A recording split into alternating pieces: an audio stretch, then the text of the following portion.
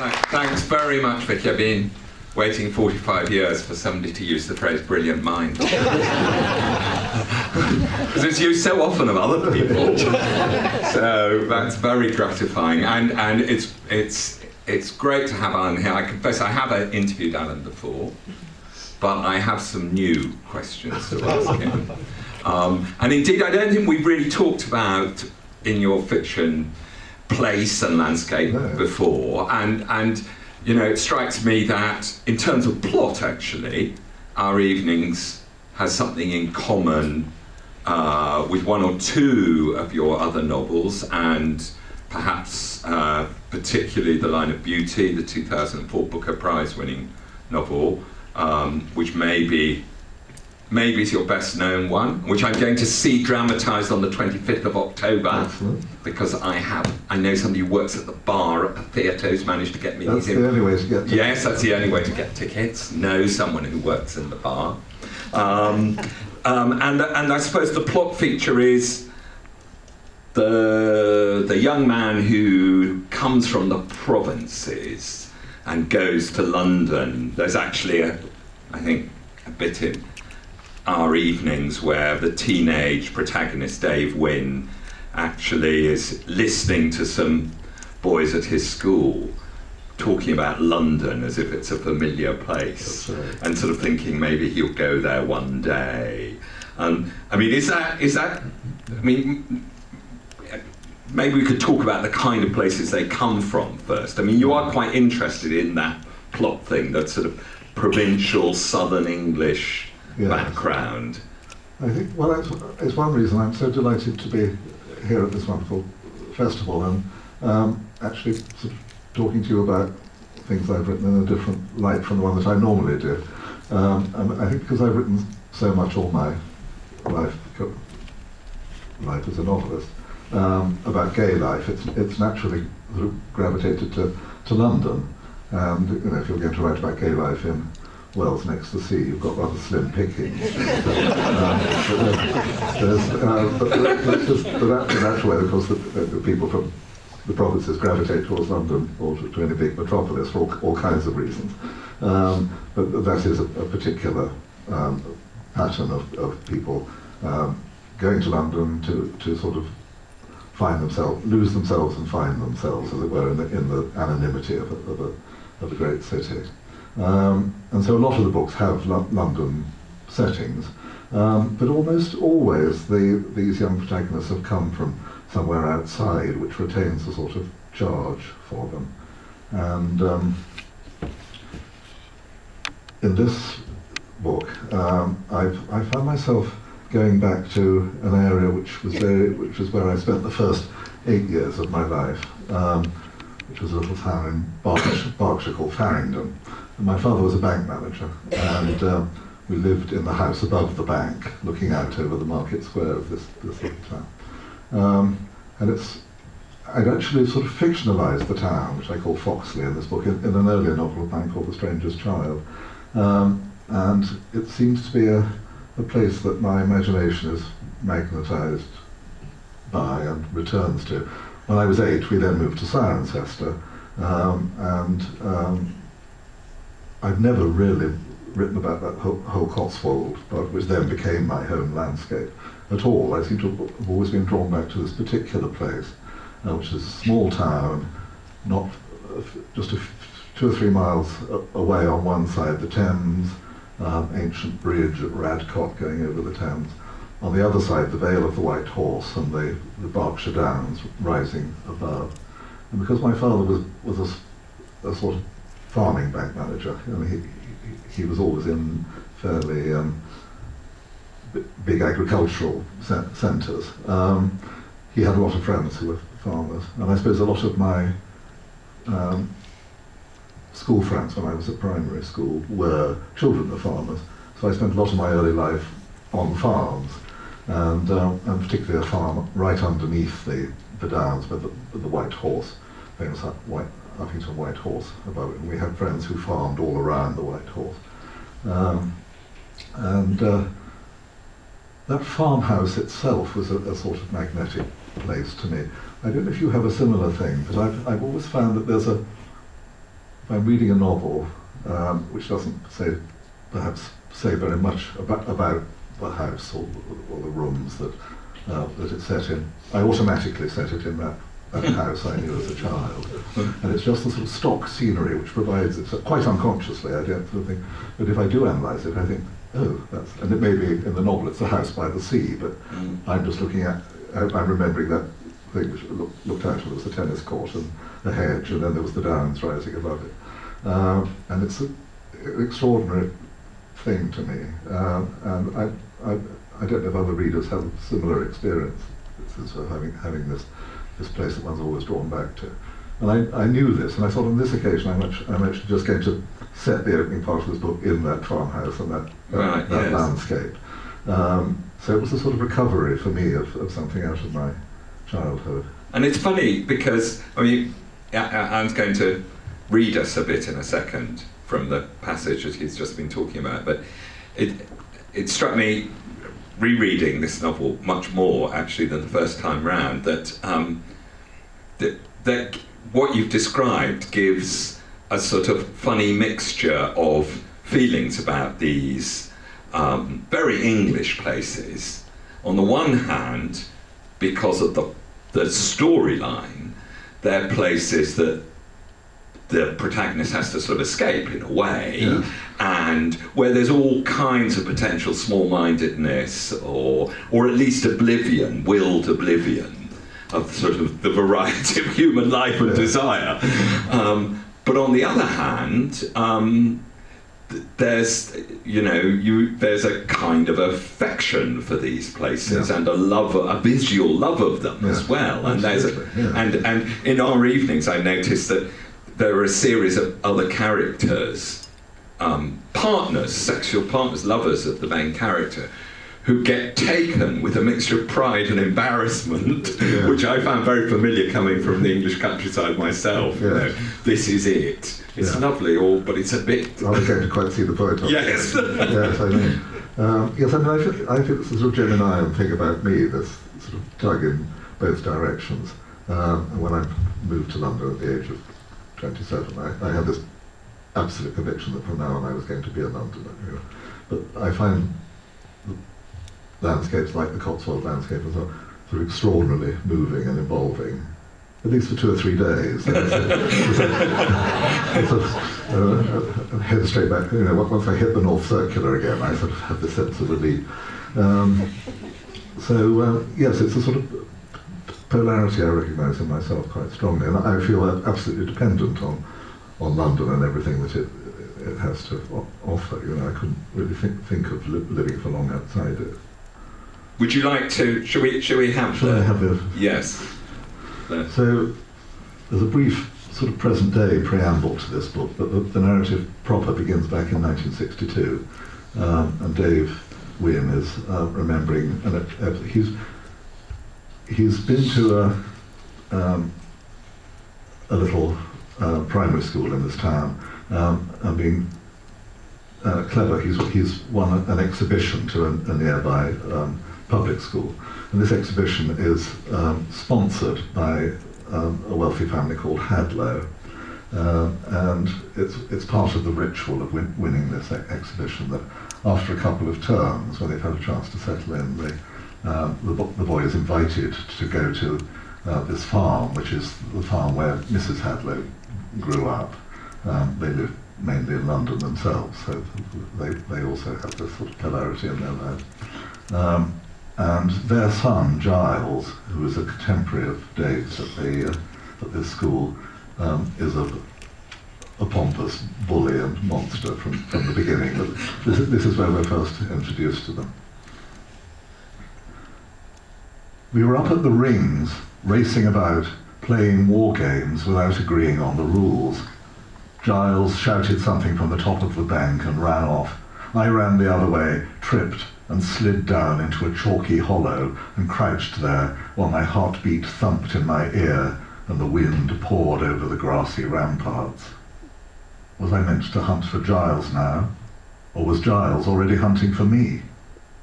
I pulled my watch round on my wrist and waited while the second hand made 2 circuits of the dial.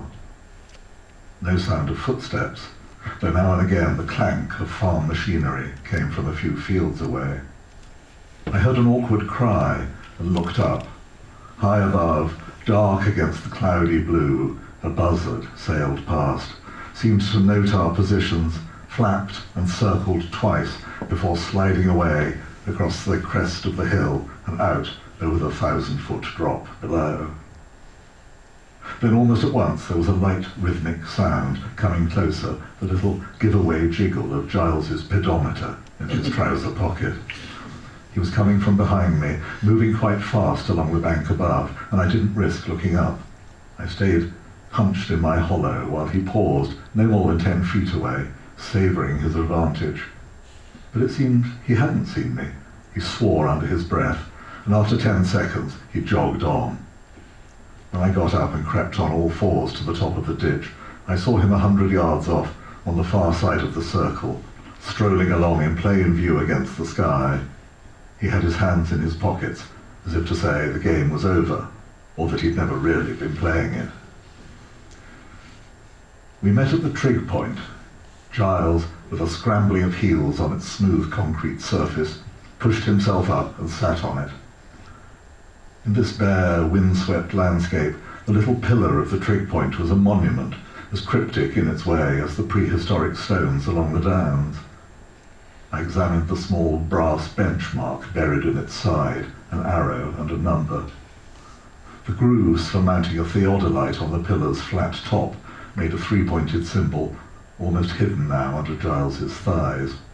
"You can fix a machine gun on here," he said. "Any Germans coming up from the farm wouldn't stand a chance." As far as I understood it, I'd been playing a Jap, so we were fighting on different fronts. I said, "Is this all your land?" He looked around as if to be sure. "This is all ours," he said. "Over there, of course, you get onto Denham's land." Below the rings, the path that ran the whole length of the downs vanished westwards in a fine white furrow, crossed a quarter of a mile off by the track that led down to Woolpeck. A Land Rover was making its slow way along it now, rocking and tilting over the deep ruts. The farm buildings themselves lay far below, the long L of the barns and the three gables of the house showing tiny but distinct, the tennis court marked out in white on the left. A small figure, a mere speck of chaff, was crossing the yard and disappeared behind the house, where I imagined the bell on its rope being rung for tea, the sound carried off in the glitter of wind and distance. I looked at my watch again, then squinted up at Giles on his pillar, handsome with the sun behind him. He was only 3 months older than me, but growing faster and impressively big. "Should we go down now?" I said. He sat staring at the view, as if to say I was missing the point of being here, and perhaps of the whole walk. Mrs. Hadlow had told me at breakfast that on a day like today you could see for 50 miles from the rings, but I asked Giles anyway. "From here, you can see for 80 miles, he said. 80 miles is a very long way. It was all the way to London, or Birmingham. "On a clear day," said Giles, "you can see 5 counties, but I don't expect you to know what they are. They are Berkshire, Oxfordshire, of course." He gazed out. "Gloucestershire," I said. "Wiltshire." "Wiltshire," said Giles, half turning round and frowning as though something had caught his eye. "And Buckinghamshire." He stared at me with a hint of mockery, or even doubt, as I peered in the general direction of Gloucestershire. Where the boundaries divided one county from another was impossible to guess on the gleaming expanse of the plain below, where details were soon lost in the wash of the April light. I shivered, gooseflesh under my shirt in spite of the sun, though now and then there was a quiet lull, 10 seconds of scented warmth tucked up in the cold wind that flowed endlessly over England. I ran off a few yards and gazed at the featureless circle behind us, the scruffy grass dotted with sheep droppings, though no sheep could be seen or heard.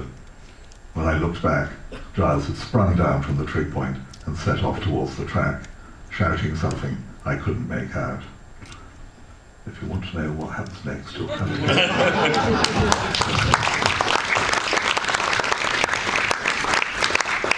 I remember those insufferable boys who had pedometers, very small number, and perhaps because I want to ask you about the sort of perhaps autobiographical basis of some of this, but perhaps we should, for those who haven't read the novel yet, just note one thing which was there in your reading, that which is the most clearly not autobiographical aspect in a way of the book, which is that he's playing a Jap in this war game, because he is himself half, but his father was Burmese, although his father is dead and he's never known his father. So that's quite an important bit of this. It is. I mean, I want the reader to, I mean, thanks for saying that, but I want the reader to start reading the book not knowing that. Yes. Well, you gave me two things I wasn't allowed to say, and that wasn't one of them. That's fine, you do realise it. But I like the idea, I mean, the cat is out of the bag now anyway, but I like the idea that the reader would begin reading the book just assuming that it was another white narrator. Yes. And then realise that there was something different about it. Yes, Dave is the son of a white mother who's now working as a dressmaker in this little town, and the Burmese father whom he's never known. He's the result of a brief liaison between his mother and this man when she was working as a secretary in Rangoon in the period leading up to Burmese independence in 1947. There's a certain amount of mystery about this liaison, some of which is sort of disclosed later in the book.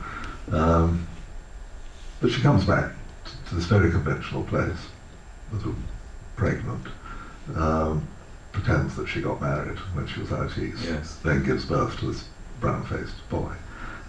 So she's rather a sort of anonymous figure in this community, and I think has quite a rough time at first, for various reasons. So together they're an odd little pair, and it's really her gifts as a dressmaker which sort of give her access to women in the town, and this itself then becomes a major strand of the book. But it's Dave's sort of outsiderness. Yes. Not only that of someone who's going to move to the metropolis later on from the country, and someone who's going to turn out to be gay, but someone who has this undisguisable difference from everyone around him. Yes. So you sort of, in some ways, you gave him some of your own geographical history, but in a way that made him never quite belong to a place which presumably you did belong to. Yes, I did. Yes. He has this classic English, sort of very good English education. He goes to this quite good school where he has some wonderful inspirational teachers. He wins a scholarship to Oxford. I mean, the whole thing is turning him into a perfect little Englishman. And he has very strong feelings for England and that landscape at the beginning, where he seems to someone else an alien figure, but actually this is his landscape. And that is, I think, really rather one of the points of the book. The bit at the school, the part of it, because this is perhaps I should say, again, this isn't to give anything away, I hope, but it is a kind of novel spanning a lot of a character's life. It's 12 or something at the start, 13, and by the end of the novel, he's sort of about the same age as you are now.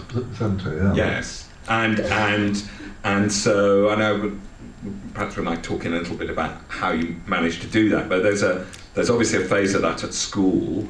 Well, it's not obvious, but there is a phase of it that takes place at the school, which is just terrific. And I was just thinking, as you were talking, because I suppose I went to this sort of school in a sort of way, this person did, a boarding school, and it made me think how there were very few pupils of colour there, and it made me think what it might have been like. I hadn't really thought about that before, and the extraordinary mixture of sort of acceptance and then odd bits of casual racism. Yes.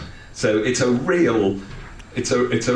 very odd mixture of things which seem very credible and almost reminded me of what I felt that must be an essential part, if I was going to presume to write from a different racial viewpoint, which is something which came under close examination during the period that I was sort of planning and writing this book, and for reasons with which I had a lot of sympathy with questions of cultural appropriation. I had to do it in a way that I could sort of enter into I thought the mixed race thing would be a useful way of doing it, because it would be someone who was sort of half like me, particularly as a young man, and half this different person. And I thought the Burmese thing would be interesting in itself and useful, because Burmese culture has, it has a very small imprint in our own, and it would be a very different matter to write from the point of view of an Indian as an immigrant, or a person from a Nigerian background or something, and it would be very presumptuous to do so, and they have their own enormous literary cultures and so on. But there was something rather, as Dave says at the end, rather niche about the Burmese idea. But it had sources in my own child, and I did part of the background of my writing this book was the death of my own mother at the age of 97, which happened just as I was finishing writing my previous book. And so the time when I was planning the book, I was going through the experience of grieving for her, clearing out her house, and just being confronted with masses of material, which of course was a tremendous stimulus to memory for me, and things like primary school photographs and so on I hadn't seen for decades. And being reminded that I did have, how it can have happened, this a friend at my primary school who was half Burmese. Really? And he had a Burmese mother. And it all came back to me, and I can remember the mother quite well, and an English father. And I assume the father, whom I don't remember at all, must have been in the army out in Burma and met someone there and brought her back. But of course, to a child, these things are unremarkable, and I think a child doesn't have a racist sense at all. It's only when Dave goes to the big school that he starts to experience racism.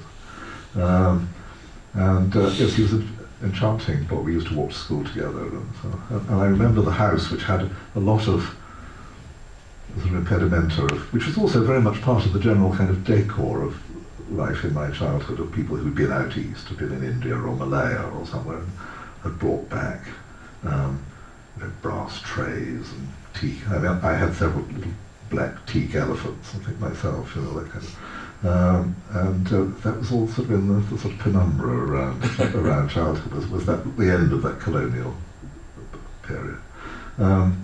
So all that seemed to sort of fall into place, and I felt convinced that a depiction of racism would work like that. And obviously, people of colour don't spend the whole time going around thinking I'm a person of colour, and they're just leading their lives. And then they have these little shocks which may be tiny verbal things, or they may be, and there are several instances in the book of quite sort of serious physical aggression, which shock them into realising how they're seen by others. Yes.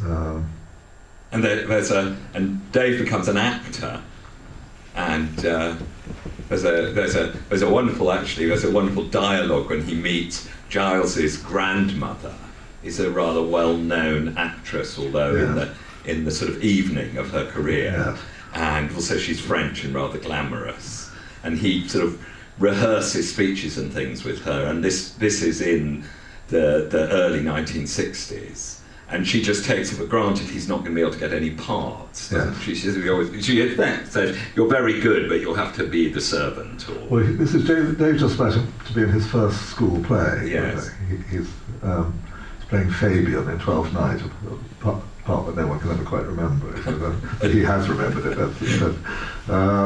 Yes, and he's excited, talks to her about it, and she outlines, going rather far ahead, getting a bit ahead of themselves, the problems that someone like him is going to face if he wants to be an actor. Quite an unthought of problem. Yeah. So that, as you say, becomes a sort of a major element in the book. The acting is, I suppose, one of his ways of fitting in originally in the school context. He discovers he has a great gift for mimicry, and this has considerable cachet at school if you can mimic the masters or something, and you can do something which the other boys want to hear you do, and they want to hear you do it again. So he discovers something about the magic of being a performer. Not only that you can do something, but people want you to do it again. And there's something sort of chameleonic about the way that he's adapting to different social situations, reading the room and so forth. And so it seems to be quite natural that he should become an actor. And it sort of worked metaphorically quite neatly. And he goes on to Oxford and he has tremendous success in plays. And it is his last term at Oxford, he has his greatest success of all, playing Moscow, this enormous part in The Servant in Ben Jonson's Volpone. This is in the days when Oxford student plays were reviewed in the Times. And he gets a tremendous write-up.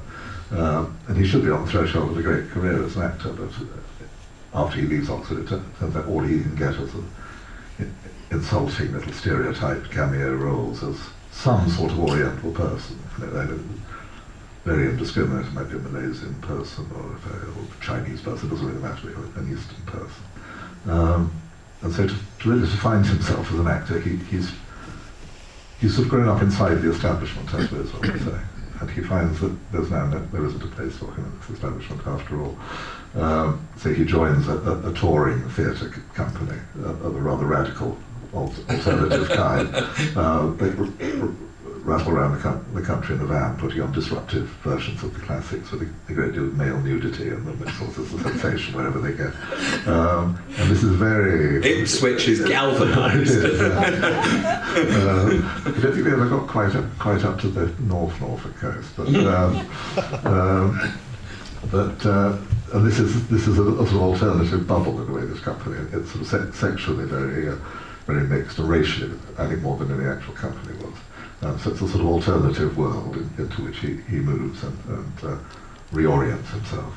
And I mean, like I said earlier, it's sort of there's in the chronology of it, there's something close to your own life, it seems, and yet, but it's shifted slightly, isn't it?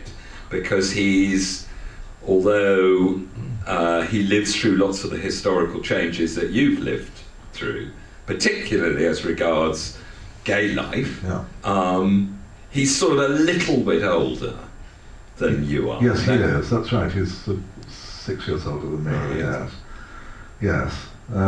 And that, apart from anything else, that gives you the chance to do something actually features, I just had forgotten this, it features in The Strangest Child as well, which is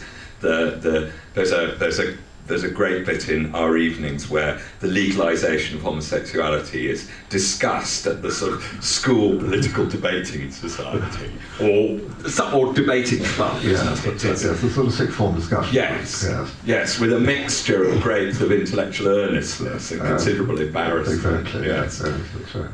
And I guess making him that bit older gives the chance for that to be quite a... That's absolutely right, yes. Yes, I mean, I've never thought I wanted to address those issues sort of directly, and I've never wanted to be a sort of a chronicler, as it were, of these, but to write episodes, and The Strangest Child is written in sort of 5 quite long episodes, which sometimes have enormous gaps of time, sometimes as much as 30 years between them. And I like the idea that the reader then is dumped at the beginning of a new episode, not knowing where the hell they are or what's going on, and they have to work, and that the kind of ethical temperature, as it were, will have changed since from the world which they've just left. And I think the reader has enjoyed that experience of sort of deduction. How have we got here? What is going on? What is different about this world now from how it was before?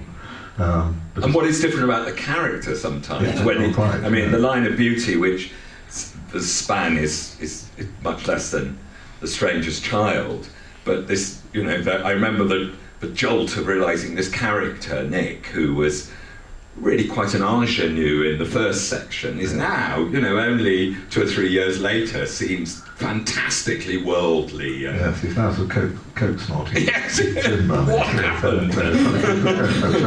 Yes, I love that shock too, and it seemed to me quite a good way of sort of dramatising the surprises of change and the things that happen over time.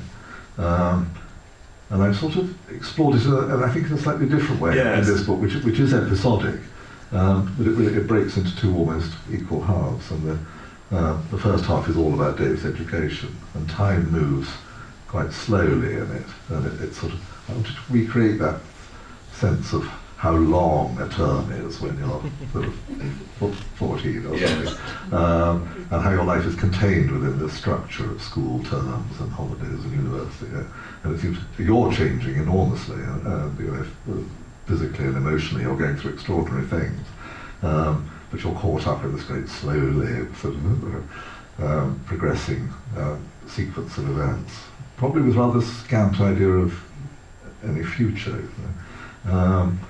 And then in the second half of the book, when Dave is out in the world by himself, time starts to speed up, and there are bigger and bigger jumps. And I wanted to try and replicate it sort of formally, that Yes. experience that we all have of time speeding up until the experience some of you may already have had of thinking that you did something last year, and in fact it was 6 years ago. And that slightly panicky, incredulous sense of time whizzing past as you get older.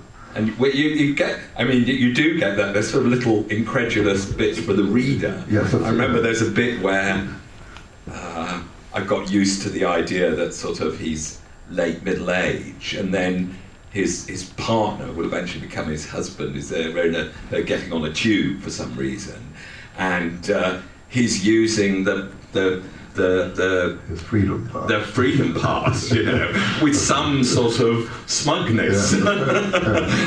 and I was thinking, where did that come from? Where did those years go? Yeah. I mean, maybe I wanted to ask you one more thing about that, but before we must, because we mustn't get to the Q&A without talking about the other perhaps most important plot element, really, and in the novel, which is to do with the character you mentioned, Dave's mother, who is a single mother, and a single mother mostly in a period where even that is perhaps a rather rum thing to be, and she develops a relationship with this rather sort of a big personality, this rather sort of stout, lovable, but also occasionally embarrassing divorcee in the town, who initially commissions her to make. So she makes some terrible loose covers, I think. That's right. Yes, and then slowly it dawns on Dave that they're actually partners, that they're not just partners in business, but they're sexual partners as well. And yet their relationship is always seen by the son. It's never so. That's right. Even the intimacies between them are sort of overheard through a couple of walls. Yes, I wanted to. Yes, our evenings of the book are initially those which Dave and his mother spend in this little flat above the shop in the market square, and she's usually busy, sort of sitting across from him, sort of finishing off a frock or something. And because of their slight sort of social isolation, they form this very intense, their mother and son, after all, this very intense sort of little unit. But then Dave goes off to boarding school, and Mum is left alone in the evenings. Yes, when Dave comes home, he realises that Esme Croft, this rather overwhelming woman, this sort of seems to be around rather more than she was. And then Mrs. Croft sweeps them off on holiday with her to a much sort of posher holiday than they would normally have with Dave's horrible Uncle Brian in Clevedon. And they go to North Devon. They go to North Is that Devon. from your history as well? It sort of seems very like Ilfracombe. It's sort of, yes. I thought I was setting it in Ilfracombe when I had a holiday when I was sort of 13 or something. And I went to Ilfracombe whilst I was writing. It was completely different, which is another warning about writing about landscape or place of any kind. Of course, it's sort of transmogrified in your mind. So I invented the name of the place. But Dave, on this holiday, which is quite a sort of protracted episode of the book, he is himself, of course, in the kind of hormonal turmoil of adolescence and sort of fixated on boys on the beach and an Italian waiter in the hotel, and quite unaware really of this thing that's going on between his mother and Mrs. Croft, who are sharing a twin-bedded room. You know, he was slightly surprised by that. But he quite naturally, you know, Yes. he's a 14-year-old boy, and that is, you know, he doesn't have any idea of these things. But slowly it becomes sort of inescapable to him, and Mrs.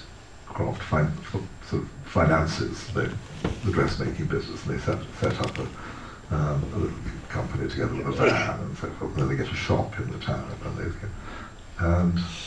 and they combine their names. They names. can't. There's nothing civil partnership or marriage or anything like that. But what they can do is combine their names on the van. Yes, The they name Wincroft. Wincroft. Yes. Yes.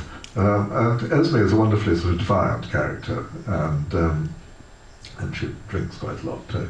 And she doesn't really care about the tittle tattle of people in the town. And I think Avril, the mother, who's a very sort of determined, admirable person, but she, you know, gains something from the sort of courage of Mrs. Croft to live the life that she wants to. But nothing, as you say, nothing is said about it. And I think this is the essential thing, a very British thing, and probably in the 1950s and 60s a much more British thing. That and it's one of the things which makes it so interesting, writing about sort of queer life in these periods.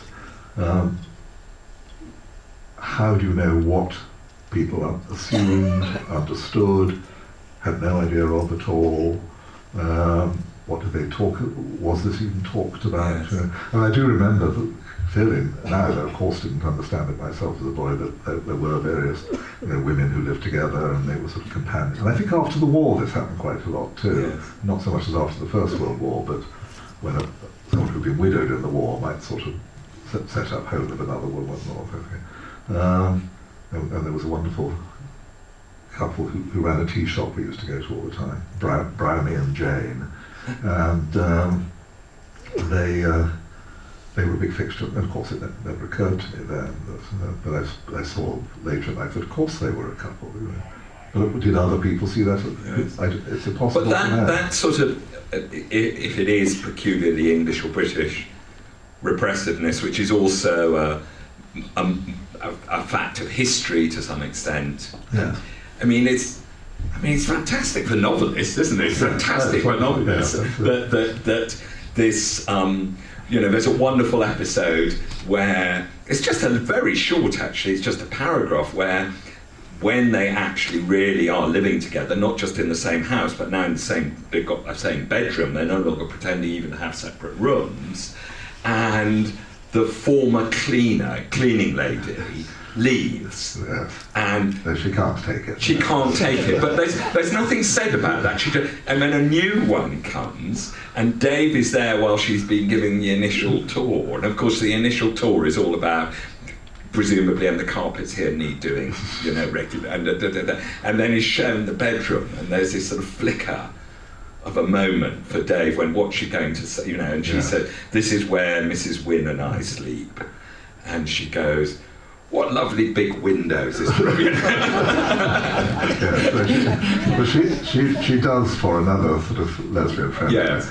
It turns out that Esme's got quite a large sort of society. I may have slightly exaggerated the scale of the lesbian scene. Yes, the lesbian scene is available right now. But it turns out there are quite a lot of them. Yes, so she's very happy to come and play. The other side of that for Dave is, especially in the first half, the sort of Berkshire half of the book, as it were, is the little glimpses of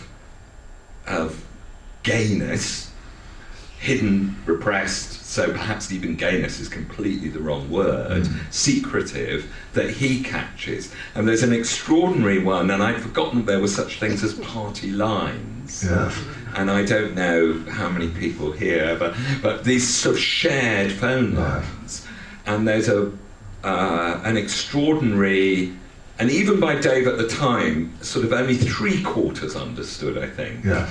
Conversation he overhears between two men.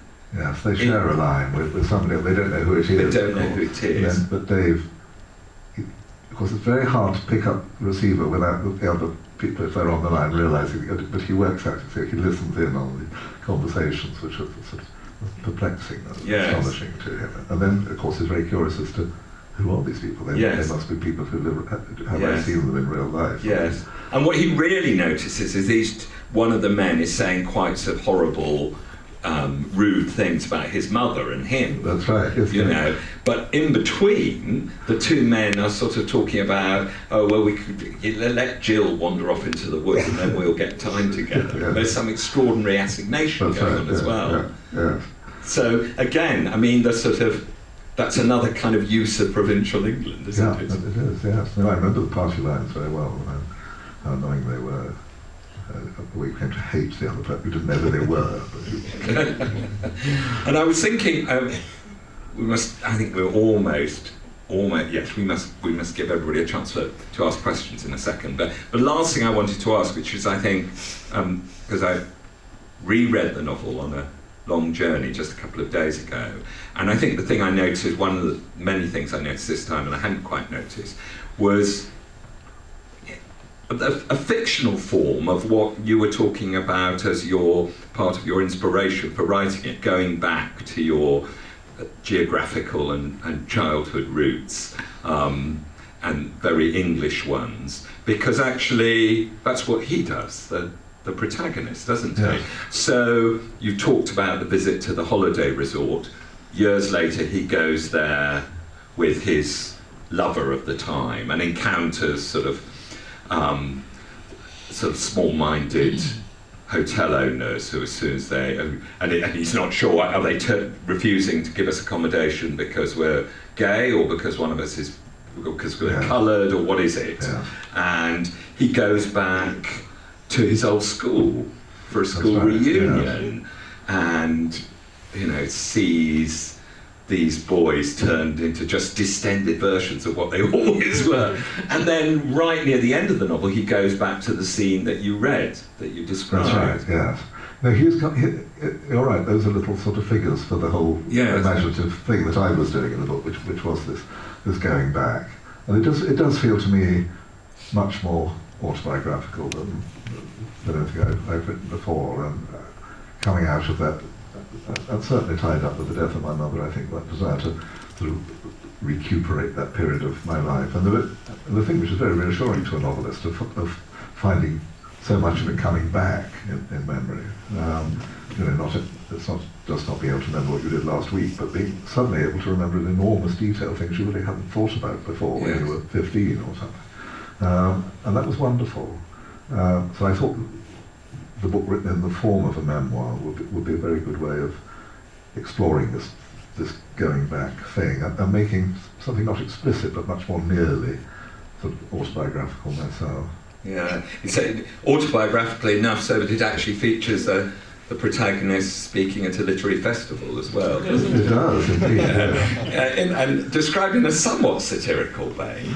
Yes, it's not very nice. It's not like this. Well, no. The people there are fine. It's just one of those literary festivals which has several panels at once. Yes. So the ghastly Giles, whom we encountered in your reading as a schoolboy, and who becomes, and I don't think this is to spoil too much, but he becomes quite a powerful and important person, inevitably. Yeah. And of course he writes a book, although I imagine somebody else has written some of it for him, perhaps. But anyway, he turns up at this literary festival giving a rival panel, doesn't he? Which people it's one of those country house festivals, yes. Yes. And Dave has finally written a book about alternative theatre, which has had rather modest sales. He's invited, to his surprise, to this festival. It turns out Giles, he's giving his talk in the Great Hall. Yes. Sold out. At the same time as Dave is giving his talk to 12 people in a little bedroom on the top floor. Yes. So I have, there was some reliving of painful experience.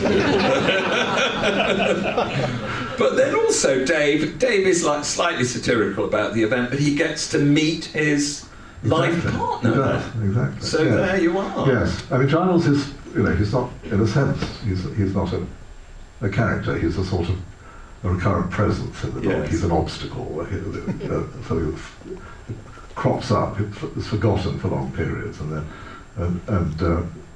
so he crops up at this literary festival again. But Dave sort of secretly is the winner because he finds this person with whom he's going to spend the rest of his life. So there are these levels of life going on. Yes, there's an early bit. Well, no, perhaps this is something I shouldn't give away. I'm going to. But about Giles, that he becomes. There's that bit. His father points out in the early section of the book that his son has no sense of beauty, whatever, whether it be beautiful hills or a beautiful French car or whatever. And inevitably he gets a sort of very responsible job in the arts. As a, During the coalition he becomes Minister for Arts. Inevitably. Yes, I mean that is the most satirical part of the book, I suppose, yes, and it was great fun to do, I must say. Yes, and of course when he becomes Minister of Arts, the newspapers say, well, his father's very, very cultured. Famous collector and cultural benefactor, yes, that's right.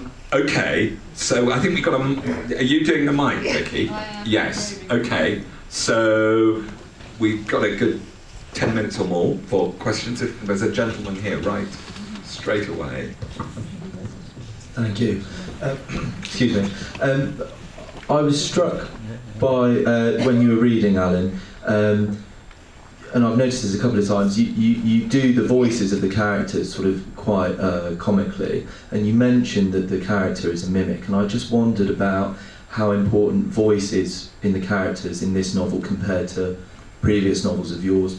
When I think back to The Line of Beauty, I think more about the descriptions and the settings rather than how the characters' sort of lingo is portrayed. But it strikes me that it's a source of comedy or dramatisation or tension or something. So I just wondered if you could speak more about voices within the novel. Yes. I think they're always quite important to me, and because I think of myself in a loose way as writing kind of social comedy. I mean, not writing a comic novel, but writing in a quite long tradition of the English novel in which if a few people get together in the room, there's likely to be something quite funny about it, and about the way they perform to each other and the things they're saying and not saying, and their pretensions and so on. So hearing their voices is always, I think, quite important to me, and it's possible without my realising it, and this book being about an actor and a voice artist, that I've sort of done it more here. I can't say it was actually something that I was conscious of in doing it. I mean, I'm very conscious of how things sound always, and sort of getting the sound of anything that's said, and anything that I write, the sound of it is very important to me. I mean, I can't describe what it is that I'm aiming for, but I know when I've done it or have failed to do it. And perhaps if you are writing something which is more overtly comic, then the voices have to be more clearly, edging towards satire, have to be more clearly defined in that way. They have to be slightly exaggerated, I think, maybe what I'm saying. I remember the voice of the dreadful, is it Gerald, the MP in The Line of Beauty? I can hear his voice. Okay, right, good. When he comes in after his over-muscular tennis match on Saturday morning.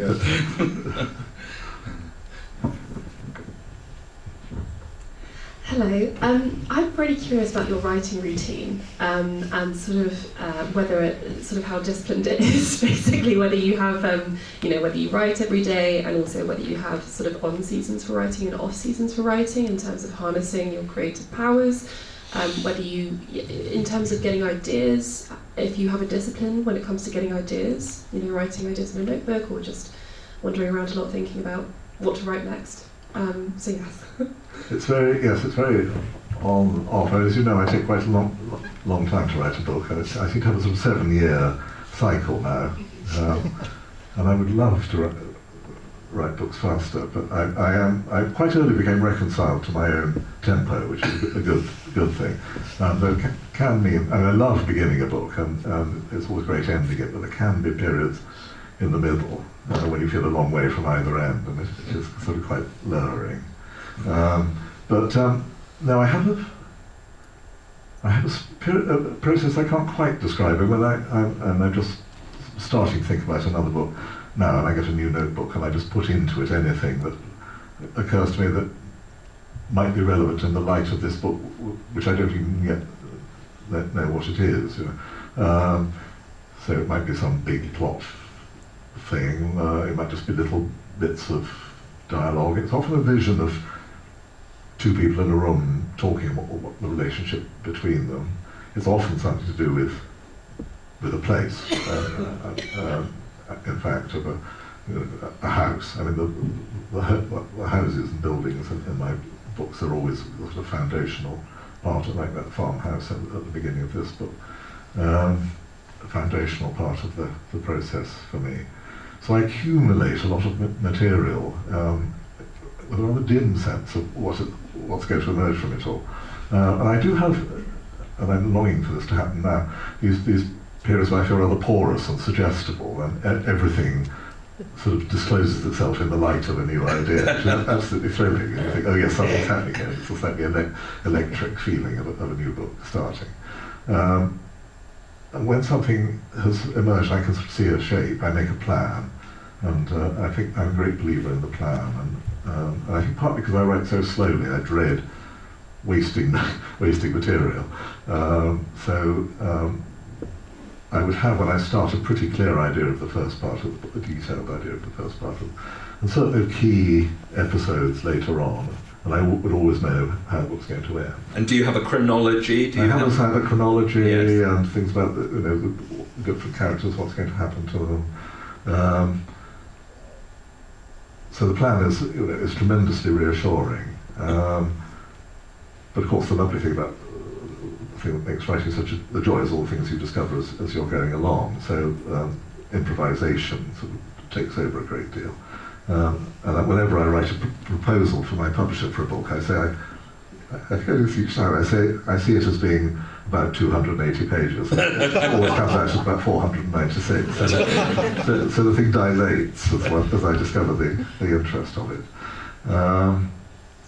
And then I have periods of very intense work. Then often, over that, what might be 4 years I spend actually writing the book. There are quite long periods when I'm not doing it at all. And I might write other things, write reviews and essays and things.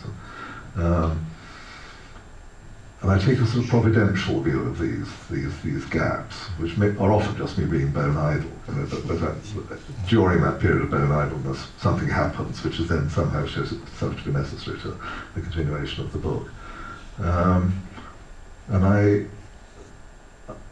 I love having a very intense period of work.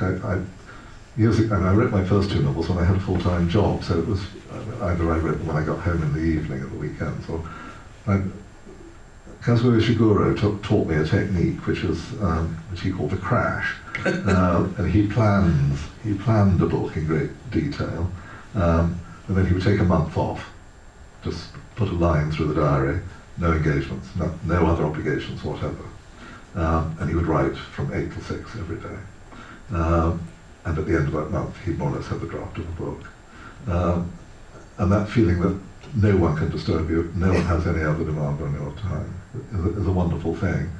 So I used to do that at work and take off 3 weeks and just to live, as Henry James says in one of his exhortations to himself in his notebooks, live in the world of creation. And it's wonderful how things then start happening. And of course that's an increasingly difficult state to enter these days because one's so distracted by things coming at one from every side. So my ideal now, which when I was rather panicking about finishing this book, I did was to have no phone or contact with the internet at all between getting up and 6 in the evening. And it is like a form of time travel. It's like going back to writing in the early 1980s and just knowing you cannot be disturbed, and you are another wonderful James phrase, he says, being in uncontested possession of the long, sweet, stupid day. No one is contesting, you're just doing this thing. So that's my ideal, but it's one that I, all too often fail to achieve. God, the crash. Right. I think Jonathan Franzen does it. I think he does it to an insane. Yeah, he actually has software that disables his software, sort of thing. But he has a darkened room. Yes. Soundproof. Yes, and he won't allow himself to watch the TV or listen to the news or anything. No. Well, anyway. We found out a lot there. There's a lady up next to the aisle.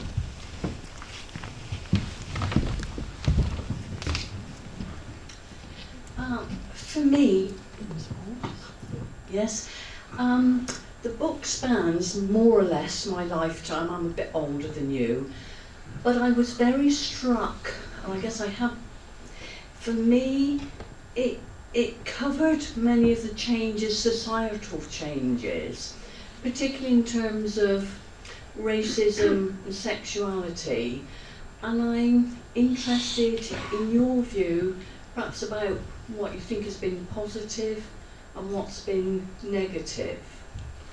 Right. Yes, it does cover a lot of those changes. And I think this is a sort of extraordinary thing I discovered when I was writing my first book about how if you were going to be writing about gay life, which I seem to have taken as my subject because no one else quite had done so at the beginning of the 1980s, you were writing about it sort of lives up, I started writing that book at the beginning of 1984, and by the time it came out in 1988, the whole world I was writing about had been challenged and changed by the coming of AIDS. And the book itself sort of appeared historic when it came out in a way I could never have anticipated. So I saw then that this was going to be, that it was an adventure that I was embarking on, and that I was often looking back into the past when things were more difficult. For gay people, and that, as you were saying, all the unsaid things are rather useful for the novelist. Yes. There was also a sort of a complicated story of progress going on, and my view, of course, was that things generally got better, and that there were these large sort of generational changes in attitude certainly towards both race and sexuality.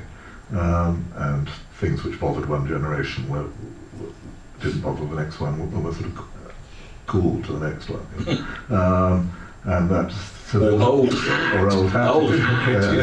So there's a general sort of ameliorative pattern, which could lead, and of course there were great legal changes and so forth, and sort of societal understandings generally were changing. But of course, as we are witnessing horribly at the moment, these gains in certainly the legal gains, but much larger ones to do with social attitudes, are vulnerable to a reverse. And so you see the sort of repoliticization by the right of things like trans rights is obviously the sort of the big thing, but of gay rights under threat in Trump's America, and I very much, one of the reasons I wanted to write from the point of view of this mixed race person was to find a new way of writing about racism myself, because I'd written quite a lot about interracial relationships before, but always from the point of view of a white person, and the fact that the horrible sort of recrudescence of racism in our society at the moment, and I think it's very, very frightening, and that there's sort of no room for complacency at all. So again, you've got this sort of live, constantly changing thing. I think that sort of sums up my view about it. I think we've got time for one more question, if somebody would like to ask one. Yes, right at the back, thank you.